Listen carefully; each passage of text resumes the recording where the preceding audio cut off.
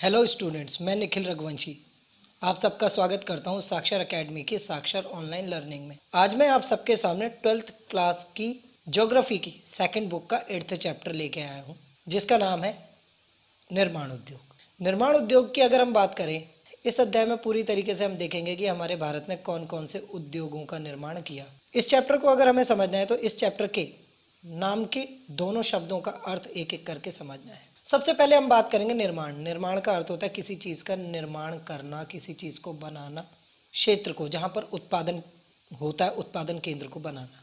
इसी प्रकार हम बात करेंगे उद्योग। उद्योग किसे कहते हैं?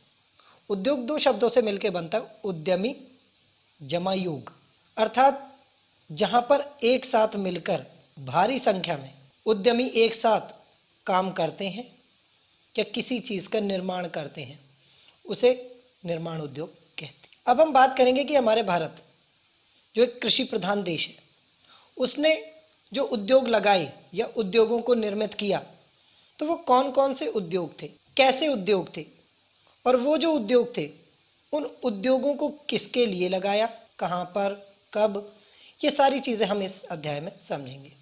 तो आइए सबसे पहले हम निर्माण उद्योग का अर्थ समझते हैं, जो इसकी एक तरीके से परिभाषा है। तो ऐसी व्यवस्था का निर्माण जहाँ पर समाज व देश की सभी आवश्यकताओं संबंधी वस्तुओं का पूर्ण रूप से या कच्चे माल के रूप में निर्माण किया जाता हो या किया जा सके, निर्माण उद्योग कहलाता है। यानी कि एक ऐसी व्यवस्था है ये जहाँ पर पूरे देश को या उसके समाज को ध्यान में रखते हुए, उनकी आवश्यकताओं को ध्यान में रखते हुए कुछ वस्तुओं का निर्माण किया जाता है। अब वो निर्माण पूर्ण रूप में यानी एक पूरी तरीके से बनी हुई वस्तु भी हो सकती है या कच्चे माल के रूप में भी हो सकती है, यानी कि वो पार्ट जिसके द्वारा हम कोई दूसरी वस्तु पूरी तरीके से बना सकते। तो अब हम बात करते हैं कि हमारे भारत में उद्योग कब तथा कैसे आई। आप सबको पता होगा हमारे भारत का भी काफ़ी लंबा इतिहास है। हमारा भारत पहले राजा महाराजाओं का था और उस समय पर कोई भी विज्ञान तथा तकनीक भारत में नहीं थी। उस समय पर भी काम होता था, वस्तुएं बनती थी, लेकिन वो घरेलू स्तर पर और एक हथकरघा के द्वारा बनाई जाती थी। परंतु कुछ समय बाद कुछ ऐसे परिवर्तन आए जिसकी वजह से यहाँ पर क्या, कुछ उद्योगों को यहाँ पर स्थापित किया गया। लेकिन वो स्थापित किसने किया वो हम देखते हैं, कब किया वो और उसके उद्देश्य। भारत में उद्योगों का आरंभ ईस्ट इंडिया कंपनी के समय 1854 में हुआ, जब बंबई में सूती वस्त्र निर्माण करने का पहला कारखाना खोला गया। यानी मैंने जैसे अभी बताया आपको कि इतिहास में अगर हम जाएं तो वस्तुएं बनाई जाती थी, लेकिन हाथों से बनाई जाती थी, उसमें मशीनों का प्रयोग नहीं होता था। तो भारत में अंग्रेज आते हैं और ईस्ट इंडिया कंपनी आती, व्यापार के उद्देश्य से आती है, और वो आके यहाँ पर सबसे पहले अपने कुछ उद्योगों को स्थापित करती है जहाँ पर वस्तुएं बनाई जाती हैं। तो उसी में हम बात करेंगे कि 1854 में बम्बई में सबसे पहले सूती वस्त्र निर्माण करने का कारखाना खोला गया। उसके बाद तो बैक टू बैक कई और भी कारखाने अलग अलग क्षेत्रों में, भारत के अलग अलग क्षेत्रों में खोले गए। जैसे जैसे आवश्यकता बढ़ती गई वैसे वैसे अंग्रेजों ने इन्हें खोलना शुरू किया। इसी प्रकार हम बात करेंगे सेकंड नंबर पे कि 1854 में पहली जूट मिल, जो कहाँ पर, रिसरा, कोलकाता में, बंगाल में खोली गई। पहली सूती वस्त्र की, दूसरी जूट मिल, खादी। इसी तरीके से हम बात करेंगे कि 1907 में टाटा लोहा और इस्पात कारखाना बिहार में, चाहे वो हम बरौनी की बात करें या अन्य क्षेत्रों की बात करें या जमशेदपुर की बात करें, क्योंकि उस समय पर जो सबसे अधिक टाटा का, जैसे आपको पता है कि जमशेदपुर को टाटा नगर भी कहते हैं, और या बिहार के अंतर्गत आता था, जिसके कारण यहाँ पर बिहार लिखा हुआ है। तो यहाँ पर देखो 1854, 1855 और 1907, ये तीन अलग अलग समय पर बड़े बड़े उद्योगों की स्थापना की गई थी। किसके द्वारा? ईस्ट इंडिया कंपनी के। अब हम बात करते हैं इसी प्रकार से कि उद्योग कितने प्रकार के होते हैं या उद्योगों का स्वरूप कैसा होता है। तो आप सबको पता है कि उद्योग आज के समय पर हर एक वस्तु से या चीज़ों से संबंधित होते हैं। उनको बनाने वाले उद्योग जो होते हैं वो भी अलग अलग होते हैं। भाई जिस वस्तु का जैसी डिमांड होगी उसको बनाने का कारखाना उतना ही बड़ा या छोटा होगा, उतने ही लोग उसमें शामिल होंगे या उतने ही लोग उसमें लगे होंगे। तो हम यहाँ पर बात करते हैं कि उद्योगों के कई प्रकार होते हैं। वृहत उद्योग यानी जो बहुत ही बड़े स्वरूप में अस्तित्व में हो, एक बहुत बड़ा उद्योग वृहत उद्योग कहलाता है। जैसे हम प्लांट भी कहते हैं, बड़ा प्लांट होता है जो पूरे स्टेट, बड़ा प्लांट होता है जो पूरा स्टेट तक सीमित होता है या स्टेट उसी से पहचाना जाता है पूरे शहर में। इसी तरीके से हम बात करेंगे, दूसरे नंबर पे आता है मध्यम उद्योग, यानी कि ना तो बहुत ही अधिक बड़ा और ना ही बिल्कुल छोटा। तो उसके बाद आते हैं लघु उद्योग। लघु उद्योग वो होते हैं जो छोटे स्तर के उद्योग होते हैं। और इसी प्रकार से पुराने टाइम पर कुटीर उद्योग भी चलते थे, घरेलू स्तर पर, यानी एक ही घर पे रहते थे और वहीं पर ही वो उद्योग स्थापित कर लेते थे, पूरी फैमिली मिलकर उस चीज़ को बनाते थे या उसका निर्माण करते थे। तो यहाँ पर 4 तरीके के उद्योग, वृहत बहुत बड़ा उद्योग, मध्यम मीडियम उद्योग और लघु उद्योग मतलब छोटे स्तर का, और कुटीर उद्योग मतलब घरेलू स्तर का। ये तो हो गए प्रकार। अब हम बात करते हैं कि यहाँ पर ये जो कारखाने, ये जो इंडस्ट्रीज होती हैं, ये फैक्ट्रियाँ होती हैं, ये किसके अंडर होती हैं? सारी ही गवर्नमेंट के अंडर होती हैं या सारी ही प्राइवेट होती हैं या किस तरीके की? तो 3 तरह के उद्योगों को हमारे देश में देखा जा सकता है। सबसे पहला उद्योग होता है जो सार्वजनिक यानी गवर्नमेंट, जो सबके लिए निर्माण करता है। उसके बाद हम बात करते, दूसरा आता है व्यक्तिगत सेक्टर, और व्यक्तिगत सेक्टर में प्राइवेट सेक्टर कहलाता है। ये किसी एक के अंतर्गत चलता है, वही इसका मालिक होता है या वही उसकी देखरेख करता है। इसी प्रकार से कुछ ऐसे उद्योग भी होते हैं जिसे हम मिश्रित या सहकारी या मिश्रित और सहकारी सेक्टर कहते हैं, जो सेमी गवर्नमेंट होते हैं, जिसमें आधा प्राइवेटलाइजेशन होता है और आधा गवर्नमेंट। तो इस तरीके के कुछ उद्योग हमारे भारत में देखे जा सकते हैं और उनके ही द्वारा यहाँ पर इनका निर्माण होता है। आगे अब हम बात करेंगे कि उद्योगों को लगाने की स्थिति या उसके कारक, यानी कौन से ऐसे कारक होते हैं या जिसको देखते हुए उन स्थानों पर अधिक से अधिक उद्योगों को लगाया जा सकता है, लगाया जाता है या लगाना चाहिए या लगाने के लिए वो उपयुक्त स्थान होता है। तो ऐसे कुछ महत्वपूर्ण कारकों को हम समझते हैं। सबसे पहले हम बात करेंगे कच्चे माल की उपलब्धता। एक ऐसा स्थान जहाँ पर आसानी से कच्चा माल उपलब्ध हो जाता है तो वो क्षेत्र उद्योग लगाने के लिए बहुत अच्छा होता है, उपयुक्त होता है, जिसके कारण इसे देखते हुए उस क्षेत्र में उद्योग स्थापित किया जाता है। तो पहला महत्वपूर्ण कारक क्या है? कच्चे माल की उपलब्धता। इसी प्रकार हम बात करेंगे दूसरा कारक बाजार। जहाँ पर बाजार उपलब्ध होता है उसके आसपास भी उद्योग लगाया जाता है, जिससे वहाँ पर आसानी से उस वस्तु का विक्रय किया जा सके।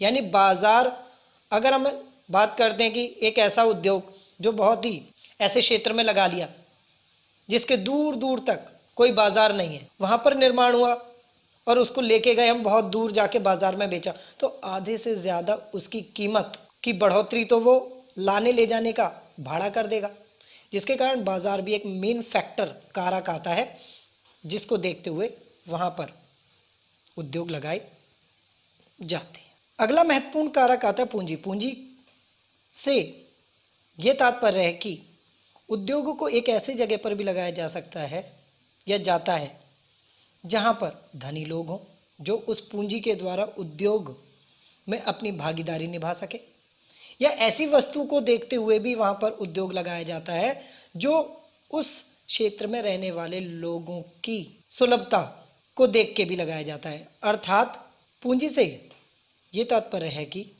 वहाँ पर जो लोग रह रहे हैं उन लोगों की अफोर्डेबिलिटी को देखते हुए भी वहाँ पर उसी वस्तु का प्रयोग या उसी वस्तु का उद्योग लगाया जाता है जो वो आसानी से खरीद सके। अगला कारक आता है पूंजी। ये भी एक महत्वपूर्ण कारक है। इस कारक का अर्थ सीधा वहाँ पर उद्योगपतियों तथा उपभोक्ताओं के आधार पर भी इसको देखा जा सकता है, क्योंकि पूंजी उपभोक्ता जो उद्योग में लगा सके उसको भी देखा जाता है, और ऐसी वस्तु का वहाँ पर उत्पादन किया जाए जिस वस्तु को वो अपने पूंजी के द्वारा प्राप्त कर सके, जिसके कारण उद्योगों को लगाने का एक महत्वपूर्ण कारण या कारक पूंजी भी आती है। इसी प्रकार हम यातायात की बात करें कि उद्योग ऐसी जगह पर भी लगाया जा सकता है जहां पर आने जाने की सुविधा आसानी से प्राप्त हो जाए, जिससे कोई भी व्यापारी या उद्योगपति अपनी वस्तु को कहीं पर भी भेज सके बेचने के लिए, या फिर कच्चे माल को आसानी से मंगवा सके। तो यातायात भी एक मेन फैक्टर है। आपको पता होगा कि पुराने समय पर सिर्फ मालगाड़ियाँ चलती थी, ये सवारी गाड़ियाँ नहीं चलती थी। तो स्टेशंस भी बहुत दूर दूर होते थे और स्टेशन उन जगह पर होते थे जहाँ पर उद्योग लगे होते थे, जिसके कारण वो सारे क्षेत्र उन उद्योगों की वजह से प्रसिद्ध हुए और कई सारे हमारे उत्पादक क्षेत्र या केंद्र बन गए। तो वो किस पर्पज से, यातायात के आधार पर उनको स्थापित किया गया। अब हम बात करेंगे श्रम यानी मजदूर। यहाँ पर कारक का ये सबसे मेन फैक्टर है। जहाँ पर आसानी से मजदूर उपलब्ध हो जाए या श्रम प्राप्त हो जाए, उन क्षेत्रों में भी उद्योग लगाया जाता है। तो ये कुछ ऐसे कारक थे जिनके द्वारा उद्योग को वहाँ पर स्थापित किया जा सकता है या किया जाता था। अब देखो, जहाँ पर इन पांचों की उपलब्धता होती है वहीं उद्योग स्थापित होता। अब हम बात करेंगे अगला, भारतीय औद्योगिक नीति। यानी भारत जो है हमारा कौन कौन से उद्योग लगा रहा है और क्या देख के लगा रहा है, किस वर्ग को देख के लगा रहा है, और उपभोग करने के पर्पज से लगा रहा है या फिर उसको बेच के अर्थव्यवस्था को मजबूत करने के लिए लगा रहा है। तो इसको हम समझते हैं। भारत एक प्रजातांत्रिक देश है, यानी हमारे भारत की आपको जनसंख्या पता होगा विश्व में दूसरे नंबर पे है। तो पहली प्राथमिकता भारत की उद्योगों को लगाने की क्या होगी, भारत को पूरी तरीके से उन वस्तुओं का उपभोग हो सके, यानी कि उपलब्ध कराई जा सके। तो देखते हैं, भारत एक प्रजातांत्रिक देश है, जिसके कारण भारतीय औद्योगिक नीति का उद्देश्य पूरे भारत का एक संतुलित विकास के साथ साथ अपनी अर्थव्यवस्था को मजबूत करना भी है। जैसे भारत ने पिछड़े क्षेत्रों व जनजातियों के विकास के लिए उद्योग स्थापित किए। ठीक है, अब हम बात करते हैं उद्योग लगाने के दो उद्देश्य। पहला उद्देश्य सभी लोगों तक उस वस्तु का पहुंचना या सभी लोगों तक सभी वस्तुओं का पहुंचना, और दूसरे नंबर पे उन उद्योगों से भारत की अर्थव्यवस्था को मजबूत करना। इन दो पर्पज से वो किसी भी उद्देश्य को उद्योग को लगाते हैं।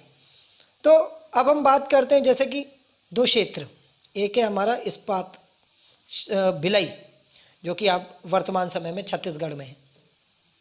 वो छत्तीसगढ़ में इसलिए लगाया गया था जिससे वहाँ पर लोगों को रोजगार मिल सके और वहाँ का विकास हो सके। दो चीज़ें इसमें, लोगों को रोजगार मिलना और दूसरे नंबर पर उस क्षेत्र का, उस एरिया का विकास किया जाना। और वो किससे हुआ, उद्योगों को लगा के, प्लांट लगा के। इसी प्रकार हम बात करते हैं राउरकेला इस्पात संयंत्र। तो ये कुछ ऐसे क्षेत्र थे जहाँ पर, या ये कुछ ऐसे संयंत्र या प्लांट थे जिनके द्वारा हमने उन क्षेत्रों का नक्शा बदल दिया, वहाँ के लोगों को रोजगार दिया तथा वहाँ पर सुविधाएं कर दी। और कुछ ऐसे भी उद्योग लगाए गए हैं जिनका मुख्य उद्देश्य केवल भारत की आर्थिक स्थिति को मजबूत करना और विदेशी वस्तुओं का अपने देश में उत्पादन करके आत्मनिर्भर बनना था। यानी कुछ ऐसी भी चीज़ों को हमने उद्योग से प्राप्त किया है जो पहले हमारे भारत में उत्पादन नहीं होता था, लेकिन हम आत्मनिर्भर बने, यानी उसकी आवश्यकता अगर हमारे भारत में हुई तो हमने उन चीज़ों को भी उद्योगों से प्राप्त किया, जिससे क्या हो सके, हम आत्मनिर्भर बन सके। कौन सी वस्तुएं, विदेशी वस्तुएं। कल तक वो विदेश में प्राप्त होती थी। उदाहरण के लिए हम 30 से 40 साल पहले बहुत ज़्यादा पिछड़े थे, ना मोबाइल था हमारे घर में, टेलीफोन होता था। लेकिन वर्तमान समय में अब कई मोबाइल कंपनियां भी हैं हमारे भारत की, और कई ऐसी और इलेक्ट्रॉनिक वस्तुएं हैं जो पहले सिर्फ विदेशों में देखी जा सकती थी, लेकिन अब हमारा भारत भी उनका मैन्युफैक्चरिंग कर रहा है, उसको बना रहा है। और क्या बन रहा है, आत्मनिर्भर। और उससे क्या हो रही है, हमारे भारत की आर्थिक स्थिति भी मजबूत हो रही है। अब हम बात करेंगे कि भारत के वो कौन कौन से ऐसे क्षेत्र हैं जहां पर वो सबसे ज़्यादा पैसा कमाता है या भारत की आर्थिक स्थिति में एक बहुत बड़ा योगदान मिलता है। तो ऐसे कुछ उद्योगों के क्षेत्रों की हम बात करते हैं, जिसमें हम बात करेंगे 3 ऐसे औद्योगिक क्षेत्र जो भारत के विश्व में सबसे ज़्यादा प्रसिद्ध है और सबसे ज़्यादा पैसा यहीं से प्राप्त होता है। सबसे पहले हम बात करेंगे लौह इस्पात उद्योग। लोहे से संबंधित, स्टील से संबंधित। फिर आता हमारा दूसरा उद्योग, सूती वस्त्र उद्योग, यानी कपास और कपास से बनने वाला कपड़ा। और तीसरे नंबर पे चीनी उद्योग, जो हमारा कृषि से संबंधित है। अब आइए इसे हम विस्तार पूर्वक समझने की कोशिश करते हैं। तो लौह इस्पात उद्योग हमारे भारत का सबसे मुख्य उद्योग है। और अगर हम देखें तो आज के समय में आपको पता होगा कि लोहे के बिना हम अपने जीवन की संभावना भी नहीं कर सकते। सुई से लेकर हवाई जहाज तक सभी वस्तुएं लोहे या स्टील के द्वारा बनाई जाती हैं। तो इस क्षेत्र में भी भारत बहुत ऊपर गया है और वस्तुएं बनाने के साथ साथ अपनी आवश्यकता की पूर्ति करने के बाद भी भारत ने कई ऐसे चीज़ें हैं जो बाहर विदेशों में बेचनी शुरू की। तो आइए देखते हैं, भारतीय लौह इस्पात उद्योग के अंतर्गत बड़े एकीकृत इस्पात कारखानों और छोटी इस्पात मिलें भी शामिल हैं। इसके अंतर्गत द्वितीयक उत्पादक, ढलाई मिलें और अन्य प्रकार के उद्योग भी आते हैं। अगर हम बात करें तो यहाँ पर हर एक तरीके की वस्तुएं बनती हैं, यानी अलग अलग तरीके के लोहे और स्टील के उद्योग हैं। एक जगह पर कुछ ऐसे उद्योग भी हैं जो सिर्फ लोहे को शुद्ध करते हैं, लोहे से निकलने वाली कई सारी और जो उसमें अवयव होते हैं उनसे भी कई और चीज़ें बनाते हैं। इसी प्रकार से अलग अलग तरीके के लोहे से छोटी वस्तुएं, कठोर वस्तुएं, बड़ी वस्तुएं, इवन ढलाई मतलब क्या है, जो सांचे, ऐसे भी बहुत सारी मिलें चल रही। अच्छा, कुछ तो हम बात करेंगे कि विश्व प्रसिद्ध कारखाने या मिलें हैं, तो कुछ केवल भारत तक सीमित, यानी भारत के लिए ही उत्पादन करते हैं। यानी कि जैसे कि एक छोटी मिल ने किसी बड़े कारखाने के लिए कुछ ऐसे सांचे बनाने शुरू कर दिए जो उनको आवश्यक, जैसे कि हम बात करें ट्रेन में लगने वाले कई पार्ट्स होते हैं, तो उनको भी हमारे भारत की अलग अलग मिलें बनाती हैं और वो रेलवे को देती है या रेलवे उसे असेंबल करती है। तो इसी प्रकार से हम बात करेंगे कुछ ऐसी कंपनियों की, जैसे हम बात करेंगे सबसे पहले टिस्को, टाटा लौह इस्पात कंपनी। अगर हम टिस्को की बात करें, ये टिस्को मुंबई कोलकाता रेलवे मार्ग के बहुत पास स्थित है। और अगर हम देखें तो यहाँ के इस्पात के निर्यात के लिए सबसे नज़दीक अगर कोई बंदरगाह यानी पतन है तो वो कोलकाता है। अर्थात टिस्को का जो भी लेन देन या लाना ले जाना होता है वो कोलकाता बंदरगाह से ही होता है और उससे ये भारी मात्रा में अपनी वस्तुएं भेज भी पाता है और वहाँ से यानी दूसरे क्षेत्रों से जो भी आवश्यक वस्तुएं या कच्चा माल होता है वो प्राप्त भी करता है। इसी प्रकार हम बात करेंगे यहाँ पर VIWS, Visvesvaraya iron and steel works, जो कि मैसूर में स्थित है और ये भारत का तीसरा एकीकृत इस्पात संयंत्र है। और अगर हम बात करें तो ये पहाड़ियों के किनारे यानी निकट, यानी अगर हम बात करें तो ये भी वहाँ पर एक पहाड़ियों के कैमान गुंडी करके कुछ ऐसे क्षेत्र हैं वहाँ पर स्थित है और इसने भी भारत में या फिर इसने भी भारी मात्रा में कई वस्तुओं को बनाना शुरू किया। अगला आता है आपका IISCO, भारतीय लोहा और इस्पात कंपनी।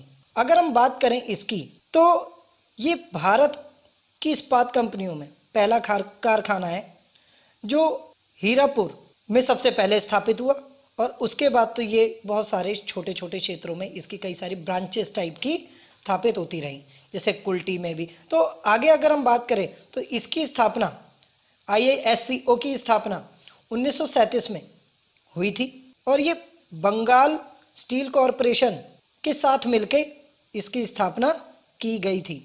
और अगर हम देखें तो ये दामोदर नदी के किनारे है और वहाँ से ये अपना बिजली भी प्राप्त करता है तथा जल की पूर्ति भी करती है। तो इस प्रकार से ये तीन ऐसे इस्पात संयंत्र हैं जिनकी स्थापना हमारे भारत ने अपने अनुसार की। आइए इसी प्रकार और भी हम कुछ संयंत्रों की बात करते हैं।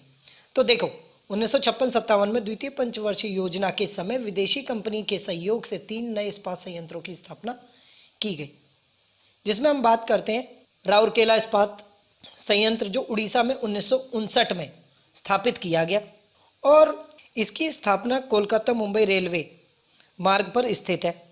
और अगर देखा जाए तो ये जो संयंत्र है भिलाई, ये अपना तंदुला बांध से ही विद्युत शक्ति तथा पानी प्राप्त करता है। अगले की अगर हम बात करें तो दुर्गापुर इस्पात संयंत्र जो कि आपका वेस्ट बंगाल में स्थापित किया गया था 1962 में। तो दुर्गापुर जो है आपका, उसको भी स्थापित रानीगंज और झरिया के बीच में स्थापित किया गया था। लेकिन अगर हम बात करें यहाँ पर, तो ये भी आपका दामोदर घाटी से ही मिलने वाले जल से अपना पूरा जल और विद्युत की पूर्ति करती, जिससे ये चल सके। आगे हम बात करते हैं अगले, बोकारो इस्पात संयंत्र जो झारखंड में 1964 में स्थापित किया गया था। और अगर हम देखें तो इसको रूस के सहयोग से स्थापित किया गया था। और इस संयंत्र की स्थापना परिवहन लागत के अनुसार या उसके आधार पर की गई थी, जिससे कि ये कम से कम इसका आना जाना किया जा सके। आगे हम देखें अगर, तो जल और विद्युत शक्ति की आपूर्ति ये भी दामोदर घाटी से ही करता है। तो ये सभी सार्वजनिक संयंत्र हिंदुस्तान स्टील लिमिटेड HSL के अंतर्गत थे। 1973 में इन संयंत्रों की देखरेख के लिए स्टील अथॉरिटी ऑफ इंडिया स्थापित की गई। यानी पहले HSL के अंतर्गत थे, अब यहाँ पर स्टील अथॉरिटी ऑफ इंडिया इनकी देखरेख कर रही है इन सभी संयंत्रों की। आगे हम बात करते हैं यहाँ पर, अगला जो हमारा महत्वपूर्ण उद्योग आता है वो आता है सूती वस्त्र उद्योग। आइए उसको अब हम देखते हैं।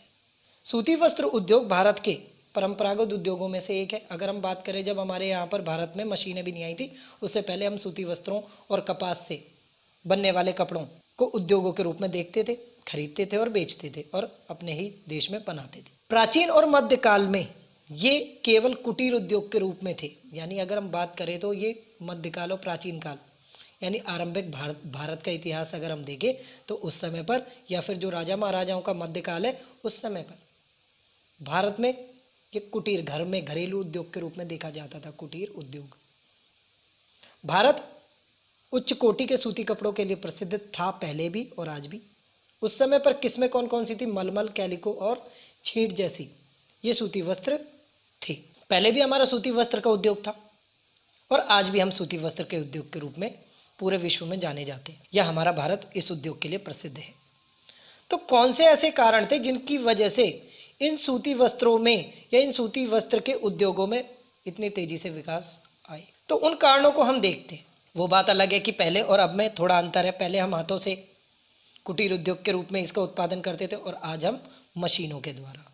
ठीक है, तो अब उन कारकों को, कारणों को देखते हैं जिसकी वजह से ये सूती वस्त्र उद्योग में विकास। तो देखो, उष्ण कटिबंधीय देश है, आप सबको पता है हमारा भारत उष्ण कटिबंधीय देश है, गर्मी का देश है, जिसके कारण हमारे भारत में सबसे अधिक सूती वस्त्र पहने जाते हैं। और जब सबसे अधिक सूती वस्त्र पहने जाएंगे तो सबसे अधिक कपास भी उगाया जाएगा, सबसे अधिक सूती वस्त्र के कपड़े बनेंगे भी, और इतनी अधिक मात्रा में मशीनों के द्वारा अब बनते कि वो भारत के साथ साथ विदेशों में भी या अन्य देशों में भी बेचे जाते हैं। तो क्या हुआ? सूती वस्त्र के उद्योग का विकास हुआ। कारण क्या था? उष्ण कटिबंधीय देश है हमारा भारत, गर्मी वाला। आगे अगला कारण देखते हैं, तो भारत कपास उत्पादक देश है। आप सबको पता होगा दूसरा कारण सबसे महत्वपूर्ण है, अंग्रेजों ने भी हमारे ऊपर या हमारे खेतों को कपास के कारण ही अपने अधीन किया था।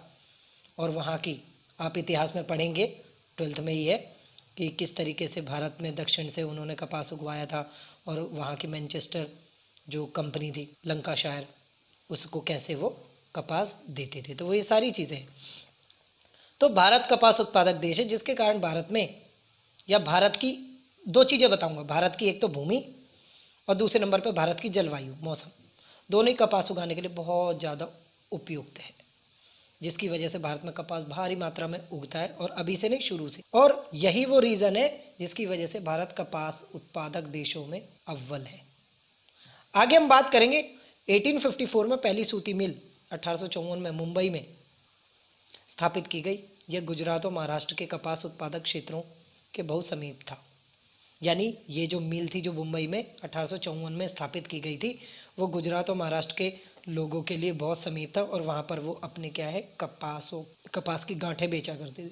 कपास उस समय पर गांठों में बिकता था, वो उसकी क्वांटिटी या फिर उसकी एक मानक इकाई थी। अब हम बात करते हैं इसी तरीके से भारत में सूती वस्त्र उद्योग के सेक्टर्स। अब वो किस तरीके के, तो दो प्रकार के सेक्टर से हम देखेंगे कैसे, एक संगठित और एक असंगठित। समझ आ रहा होगा, संगठित एकीकृत एकों के, और असंगठित में पूरा संगठन यानी कि समुदाय एक साथ नहीं होगा। यानी यहाँ लोगों की संख्या अधिक होगी। देख लेते हैं। इस सेक्टर में लोग व मजदूर एक ही स्थान पर संगठित होकर हथकरघा हाथों के द्वारा उत्पादन करते थे, परंतु विद्युत करघा के आ जाने से संगठित सेक्टर में भारी कमी आई। क्या हुआ? बिजली की मशीनें आने के कारण हथकरघा का काम कम हो गया। अब मजदूरों को यहाँ पर पहले अगर हम बात करें जो 1900 से लेके 1999 तक का था, वो उसे कहते हैं 20वीं शताब्दी।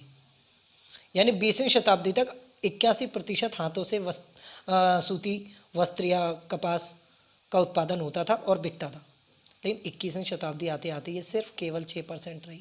अब देख लेते असंगठित सेक्टर। तो इस सेक्टर में लोगों का स्थान अत्याधुनिक मशीनों ने ले लिया है और कम समय पर अधिक उत्पादन होने लगा। यानी कि अब यहाँ पर इतना उत्पादन होने लगा जितने सैकड़ों मजदूर मिलकर भी नहीं करते थे, जिसकी वजह से संगठित सेक्टर में कमी आई, असंगठित सेक्टर बढ़ता चला गया। धीरे धीरे मुंबई के इस सूती वस्त्र उद्योग के बाद भारत में कई सूती वस्त्र बनाने के औद्योगिक क्षेत्र प्रसिद्ध हुए जो विद्युत शक्ति से चलने वाले थे, जैसे उज्जैन, भरूच, आगरा, हाथरस, कोयम्बटूर आदि। अगर हम देखें तो सबसे पहले कौन से थे? संगठित। वो कौन से थे? हथकरघा वाले। लेकिन जब उसमें कमी आई, अर्थात उसमें कमी कब आई होगी? जब असंगठित में बढ़ोतरी आई होगी, यानी मशीनों में बढ़ोतरी आई होगी। तो मुंबई के अलावा भी अन्य क्षेत्रों में भी कई सारे उत्पादन केंद्र स्थापित हुए। और वो कौन कौन से थे? तो उसमें हम बात कर सकते हैं इन सब की, जो छोटे छोटे ये सारे उज्जैन, भरूच, आगरा, हाथरस, कोयम्बटूर आदि हैं। तो इसी प्रकार भारत के हर उस राज्य में जहाँ सूती वस्त्रों का उद्योग लगाया जा सकता था, वह सभी सुविधाएं उपलब्ध थीं, वहाँ उद्योगों को स्थापित किया गया, जिनमें कच्चा माल, बाजार उपलब्धता और सस्ता श्रम तथा विद्युत शक्ति जैसे कारक उपलब्ध हो। यानी जिस क्षेत्र में भी ये सारी चीज़ें, ये सारे कारक उपलब्ध होंगे, वहाँ पर आसानी से कपास का उद्योग स्थापित कर दिया गया। वर्तमान में अहमदाबाद, भिवंडी, शोलापुर, कोल्हापुर, नागपुर और इंदौर और उज्जैन सूती वस्त्र उद्योग के मुख्य केंद्र है। और आज भी ऐसे देखो क्या है, सूती वस्त्र हर एक शहर में, हर एक क्षेत्र में अच्छे से उत्पादन भी हो रहा है और चल भी रहा है। लेकिन ये कुछ ऐसे क्षेत्र हैं या शहर हैं जो केवल उसी के नाम से पहचाने जाते हैं। जैसे हम बात करेंगे सूरत, बनारस, ये तो पुराने टाइम के हैं, लेकिन ये नए हैं। इसी प्रकार हम बात करते हैं कि सूती वस्त्र के बाद चीनी उद्योग एक भारत का महत्वपूर्ण उद्योग माना जाता है। तो देखते हैं इसको भी। चीनी उद्योग देश का दूसरा सबसे बड़ा कृषि आधारित उद्योग है। भारत में विश्व में गन्ना और चीनी दोनों का सबसे बड़ा उत्पादक देश है। अगर हम बात करें भारत, तो गन्ना भी सबसे अधिक उगाता है और गन्ने से निकलने वाली चीनी, इन दोनों का बहुत भारी मात्रा में उत्पादन होता है और विश्व में ये पहचान भी इसी की है। और यह विश्व के कुल चीनी उत्पादन का लगभग 8% उत्पादन करता है। अगर हम बात करें कि विश्व में 100% चीनी अगर आती है तो उसमें से 8% हमारे भारत के द्वारा विश्व को प्राप्त होती है। तो चीनी उद्योग भी भारी मात्रा में हमारे भारत के विकास में एक महत्वपूर्ण भूमिका निभाता है। और इसकी जो मिलें हैं वो कैसे हैं, अब हम उनको और देख लेते हैं। तो चीनी उद्योग के बारे में अगर देखें तो भारत में चीनी के 506 मिलें कारखाने हैं। ये उद्योग उत्तर प्रदेश, बिहार, महाराष्ट्र, तमिलनाडु, गुजरात तथा आंध्र प्रदेश में स्थित है। यानी भारत का कोई भी ऐसी दिशा नहीं बची, उत्तर, पूर्व, पश्चिम, मध्य, जहाँ पर गन्ना ना उगाया जाता हो और गन्ने से चीनी या गुड़ ना बनाया जाता हो। वर्तमान समय में जो भारत है हमारा, उसकी प्राथमिक खेती है वो तो अब गेहूं की हो गई, धान की हो गई, लेकिन गन्ना भी उगाता है, क्योंकि गन्ने में एक बार उगाने पर 3 साल तक उसमें कोई बीज की आवश्यकता नहीं होती है। ठीक है, तो ये हो गई हमारे कृषि आधारित कुछ उद्योग। अब हम बात करेंगे पेट्रो रसायन उद्योग के। तो ये कैसे उद्योग होते देखते। ये उद्योग एक अलग तरह का परंतु महत्वपूर्ण उद्योग है। इसमें अपरिष्कृत पेट्रोल से कई प्रकार की वस्तुएं तैयार की जाती हैं जो अनेक उद्योगों के लिए कच्चा माल उपलब्ध कराती हैं। इन्हें सामूहिक रूप से पेट्रो रसायन उद्योग के नाम से जाना जाता है। यानी पेट्रो रसायन उद्योग, देखो भाई, भारत हमारा क्या है, भौगोलिक स्थिति में हर एक क्षेत्र यहाँ पर है, चाहे मरुस्थली, समुद्री, किसी भी तरीके से। तो हर एक क्षेत्र में किसी न किसी तरह से हमें कुछ ना कुछ स्रोत मिलते हैं, सोर्सेज मिलते हैं, पेट्रोलियम मिलते हैं, गैस मिलती है, रसायन मिलता है। तो उन सारी चीज़ों को भी प्राप्त करने के बाद वो सबसे पहले परिष्कृत करता है। परिष्कृत मीन्स शुद्ध करता है। लेकिन जब वो शुद्ध नहीं होता तो वो उसी अवस्था में निकाला जाता है। लेकिन जब उसको परिष्कृत किया जाता है तो उससे कई सारे अवयव अलग किए जाते हैं और उन सभी का प्रयोग अलग अलग कार्यों में किया जाता है, जिससे वो भी एक भूमिका निभाते हैं। तो ऐसे उद्योग को, यानी पेट्रोल को हमने जब निकाला नीचे से, तो उसमें कई और, यानी वो मिश्रित था, वो पूरी तरीके से परिष्कृत नहीं था। जब वो पेट्रोल को शुद्ध किया गया तो उसमें से कई और चीज़ें निकली, और वो जो चीज़ें निकली वो किसी न किसी उद्योग में उपयोगी थी। ऐसे उद्योग को हम पेट्रो रसायन उद्योग के नाम से जानते हैं या जाना जाता।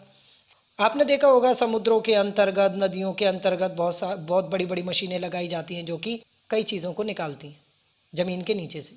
तो वो जो उद्योग है वो हमारा पेट्रो रसायन है। आप देखोगे इसके लिए कई सारे कॉरपोरेशन, सार्वजनिक सेक्टर या गवर्नमेंट सेक्टर भी बनाए गए, जिसमें हम बात करेंगे कि IPCL, भारतीय पेट्रो रासायनिक कॉरपोरेशन लिमिटेड, ये सार्वजनिक यानी कि गवर्नमेंट है। ये भारत की पहली पेट्रो रासायनिक सार्वजनिक यानी कि गवर्नमेंट सेक्टर है। और अगर इसकी बात करें तो ये विभिन्न प्रकार के पेट्रो रसायनों को निकालती है। अगला आता है CIPET, central institute of plastic engineering and technology. अगर हम बात करें तो यहाँ पर रसायनों के साथ साथ प्लास्टिक या अन्य प्रकार के कई और चीज़ें भी बनाई जाती हैं, जो अलग अलग चीज़ों को निर्मित करके बनाई जाती है, जिससे जितना आपने देखा होगा कि लोहे का प्रयोग होता है उतना ही हमारा प्लास्टिक का भी प्रयोग होता है। लेकिन प्लास्टिक का प्रयोग अलग अलग टाइप के प्लास्टिक से हम देख सकते हैं। तो अगर हम देखें CIPET, तो ये आपका भारत का यह तीसरा सबसे बड़ी टेक्नोलॉजी, यानी यहाँ पर सिखाया भी जाता है, इंजीनियरिंग या टेक्नोलॉजी भी है, ठीक है, सिखाया जाता है, जो पेट्रोकेमिकल उद्योग में प्रशिक्षण भी प्रदान करता है यानी सिखाता है। तीसरा हमारा आता है NOCIL, the national organic chemical industries limited, जिसकी स्थापना 1961 में हुई थी। ये पहला मुंबई में स्थापित रासायनिक उद्योग था। इसके बाद और भी कई सारी कंपनियां बनी, जैसे अगर हम बात करें तो मुंबई, बरौनी, मैंटूर, पिपरी, रिश्रा, बहुत सारे अलग अलग क्षेत्रों में ऐसे कई सारे प्लास्टिक या फिर अन्य चीज़ों को बनाने की इकाइयाँ बनती चली गई। और इन सब से प्लास्टिक हो गया, फाइबर हो गया, रबड़ हो गया, और भी अलग पॉलीथीन हो गया, ये सारी चीज़ें बनाई जाती थी, जिसका प्रयोग अलग अलग तरीके के वस्तुओं को निर्मित करने में किया जाता है। तो ये हो गया हमारा पेट्रो रसायन उद्योग, जो एक अलग तरीके का है। अगर ऐसे रसायन उद्योग की बात करें तो इसने हाल के कुछ ही दशकों में जन्म लिया है और ऐसे उद्योग उभर के आए हैं। अगला उद्योग हमारा आता है ज्ञान आधारित उद्योग। यह उद्योग पूरी तरह से IT यानी कि इंफॉर्मेशन टेक्नोलॉजी व इलेक्ट्रॉनिक मीडिया से जुड़ा है। यानी कि अगर हम बात करें mobile phone, computer, internet, gadgets जो भी हमारे प्रयोग में आते हैं, जिसमें सूचना औद्योगिक क्रांति ने आर्थिक और सामाजिक विकास व परिवर्तन किए। यानी पहले के समय को देख लो और आज के समय को देख लो, टीवी से लेके मोबाइल, कंप्यूटर, सब में कितना परिवर्तन या कितने एडवांस्ड हो गए हैं हम। तो वो उससे हमें क्या प्राप्त होता है? उससे हमें ज्ञान प्राप्त होता है, और ये सारे के सारी चीज़ें हम खरीदते हैं। देखिए मोबाइल, टीवी या अन्य प्रकार के कितने भी इलेक्ट्रॉनिक्स आइटम्स हैं, ये हमें खाने को नहीं देती, लेकिन फिर भी हमारे घर के लिए बहुत ज़रूरी है, और ज़रूरी हमारे उद्योगों से संबंधित है, जिसके कारण ये बड़ी तेज़ी से इनका उत्पादन हुआ है या हो रहा है। और इसके बिना आज के अगर हम छोटे से लेके बड़े तक उद्योगों को देखें, वो पूरे नहीं है या पूरी तरीके से चलाए नहीं जा सकते, इन्हीं के आधार पर वो चलते हैं। आगे हम देखते हैं, जैसे कि इसमें कहा गया कि आर्थिक सामाजिक विकास व उसके परिवर्तन किए गए। बिल्कुल सही बात है। आज हम जो ये क्लास ले रहे हैं ऑफलाइन भी होती है, लेकिन आज ये जो मोबाइल है और इंटरनेट है उसके द्वारा ही आप इस क्लास को ले पा रहे हैं। ये गूगल, यूट्यूब, ये जो भी मीडिया से संबंधित सारी चीज़ें आपकी इसी ज्ञान आधारित उद्योग में आती हैं। अब इसका उत्पादन भी ज़रूरी है। जब हमारे लोग इनका प्रयोग करेंगे तो इनके उत्पादन में भी हमारे देश को आगे बढ़ना पड़ेगा। इसके अंतर्गत सॉफ्टवेयर उद्योग और इलेक्ट्रॉनिक हार्डवेयर आते हैं। ज्ञान आधारित उद्योगों में सूचना प्रौद्योगिकी की मशीनें जैसे कंप्यूटर, दूरसंचार यंत्र यानी मोबाइल या फिर फ़ोन, और जैव प्रौद्योगिकी शामिल। ये सारे उन सभी उद्योग के अंतर्गत आते हैं जो जिसके द्वारा हम ज्ञान अर्जित कर सकते हैं। अब हम बात करते हैं कृषि संबंधित उद्योग से लेकर पेट्रो रसायन हो गया, ज्ञान आधारित हो गया, या जो भी हमारे अलग अलग तरीके के उद्योग हैं, उन सभी उद्योगों में भारत की नीति क्या है भाई? नई औद्योगिक नीति क्या है, यानी क्यों ये उद्योग लगाए जा रहे हैं, इनका पर्पस क्या है, उद्देश्य क्या है, क्यों इतनी मेहनत कर रहे हैं? कृषि प्रधान देश पहले भी था, कृषि से संपूर्ण या पूरी तरीके से आज भी हम अर्जित कर सकते हैं, लेकिन आज हम इन नए उद्योगों को क्यों लगा रहे हैं? तो आइए उनकी नीतियों को देखते हैं, क्योंकि हमें भी सबके समान चलना है, सभी देशों के। हमारे भारत ने नई औद्योगिक नीति स्थापित की, बनाई, और उसके प्रभाव देखते हैं। तो नई औद्योगिक नीति की घोषणा 1991 में हुई। इसके प्रमुख उद्देश्य निम्नलिखित थे, यानी क्यों की गई? तो पहले नंबर पर लाभ को बनाए रखना, सभी औद्योगिक क्षेत्रों में लाभ प्राप्त हो सके, जिससे हमारे भारत की जीडीपी तथा हमारी अर्थव्यवस्था मजबूत बने, जिसके कारण इस औद्योगिक नीति को बनाया गया। इसमें कई नियम लागू किए गए, जिससे कि हमारे औद्योगिक जितने भी क्षेत्र हैं उन सब में हम लाभ प्राप्त कर सके। उसके बाद अगला आता है हमारा उद्योगों में आई विकृतियों को सुधारना। 1991 में जो ये नई नीति की घोषणा की गई, जो हमारे पुराने समय से चले आ रहे उद्योग थे उनमें कई प्रकार की विकृतियां यानी कमियां या खामियां या कुछ भी दुष्प्रभाव हो रहे थे, तो उनको सुधारने के लिए भी ये नई नीति की घोषणा की गई, और ज़रूरी भी हो गई थी समय को देखते हुए, स्थिति को देखते हुए।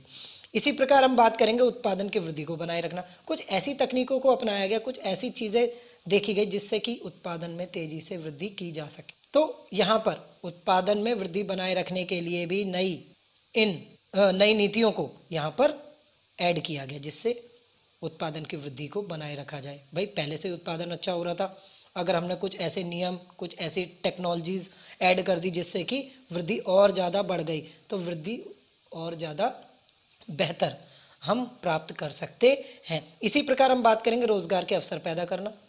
अब भाई ज़्यादा से ज़्यादा हम जब उद्योग लगाएंगे तो अधिक से अधिक लोग, चाहे वो पढ़े लिखे हों या अशिक्षित हों, यानी मजदूरों की भी आवश्यकता होगी और ऐसे ऑपरेटरों की भी आवश्यकता होगी जो उसको ईजीली चला सके। तो इससे क्या होगा, हमारा रोजगार के अवसर पैदा होंगे और बेरोजगारी खत्म होगी, जिस कारण भी इस नीति को अपनाया गया।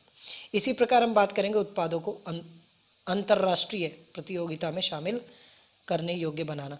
अगर हम बात करें कि जैसे कि मैंने स्टार्टिंग में ही कहा था कि कृषि भी तो पूरा था, अगर हम कृषि पे ही निर्भर रह जाते तो हम बहुत पिछड़ जाते, यानी इंटरनेशनल जो आधार था, स्तर था, उस प्रतियोगिता में हम बहुत पिछड़ सकते थे, जिसके कारण भी यहाँ पर क्या होता है, नई नीति की आवश्यकता पड़ती है, जिससे हम भी सभी देशों के समान चल सके। जैसे वो विकास कर सकते हैं हर क्षेत्र में, तो हमारा भी विकास उन सभी क्षेत्रों में हो और हम आत्मनिर्भर बने, हम किसी के ऊपर डिपेंड ना हो। अब हम बात करेंगे, यहाँ पर 3 चीज़ें सबसे महत्वपूर्ण आती है, उदारीकरण, निजीकरण, वैश्वीकरण, और ये उद्योग तथा अर्थव्यवस्था के मुख्य 3 पिलर हैं। उदारीकरण में हम बात कर सकते हैं कि कुछ ऐसी नीतियां, कुछ ऐसे तरीके जो पुराने समय से चले आ रहे हैं, लेकिन उससे हमारा विकास में कोई बाधा उत्पन्न हो रही है, तो अगर उसको परिवर्तन किया जा सकता है तो उदारीकरण के अंतर्गत वो किया जाएगा। यहाँ पर हम परिवर्तनशील मानते हैं अपने आप को। उदारीकरण का अर्थ है परिवर्तनशील, यानी कुछ ऐसी स्थितियों में हमें परिवर्तन करना पड़ता है जो हमें आवश्यक होती है। अगला आता है निजीकरण। अब निजीकरण की अगर बात करें तो ये होता है प्राइवेटलाइजेशन। आपने देखा होगा आज के समय पर हमारे बहुत सारे डिपार्टमेंट प्राइवेट हो गए तो काम भी अच्छा होने लग गया है, और काम अच्छा होने लग गया है, वहाँ पर नए नए टेक्नोलॉजी से काम हो रहा है, वहाँ पर हमारा एक निजीकरण हुआ। निजीकरण दोनों तरीके से हमें उपयोगी है। एक तो समाज का स्तर बढ़ गया है, कार्यों का स्तर अच्छा हो गया है, और उसमें नए नए तरीके अपनाए गए हैं। जैसे उदाहरण के लिए हम बात करेंगे गवर्नमेंट हॉस्पिटल्स और प्राइवेट हॉस्पिटल्स, डिफरेंस अपने आप दिखता है, गवर्नमेंट बैंक और प्राइवेट बैंक। तो यहाँ पर अगर हम देखें तो दोनों चीज़ें सामने आती हैं कि यहाँ पर विकास भी हो रहा है और कुछ बेहतर भी हो रहा है। तो निजीकरण कर दिया गया है, जिससे कई क्षेत्रों में हमारा बेहतर विकास देखने को मिलता है। इसी तरीके से हम बात करते हैं वैश्वीकरण। वैश्वीकरण का अगर हम अर्थ समझे तो ये 2 शब्दों से मिला, विश्व तथा एकीकरण, यानी विश्व का एकीकरण। वो किस आधार पे होता है, अर्थव्यवस्था क्या। तो वैश्वीकरण में हमने इस पे भी जोर दिया कि हम भी विश्व के साथ एक हो सकें। विश्व के अगर वस्तुएं खरीदते तो हम अपनी भी बेचेंगे और हम आत्मनिर्भर बनेंगे और हम भी अपने आप को या अपना स्तर ऊंचा करेंगे। तो इस आधार पर भी, ये 3 चीज़ों के आधार पर भी हमने अपनी नीतियों को बनाया है। तो ये तो था हमारा निर्माण उद्योग। टफ चैप्टर नहीं है, ज़्यादा मुश्किल चैप्टर नहीं है, बस इसको रटना नहीं है, बस समझ लेना है। बेसिक क्वेश्चन इससे आते हैं, जो मैंने आपके सारे के सारे टॉपिक इसमें क्लियर कर दिए हैं। तो इसी तरीके से अब हम अगली वीडियो में मिलते हैं। तो बाय बाय, टेक केयर, जय हिंद।